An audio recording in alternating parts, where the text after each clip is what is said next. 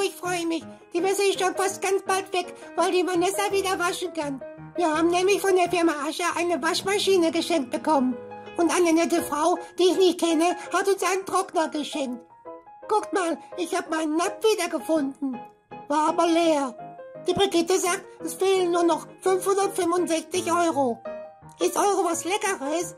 Wenn ihr noch ein paar übrig habt, wir brauchen noch welche. Dann kann die Vanessa auch mal einen Napf wieder voll machen. An alle, die gespendet haben, danke, ich drücke euch ganz doll. Und noch schöne Grüße an die kleine Franziska. Bis bald. Tschüss.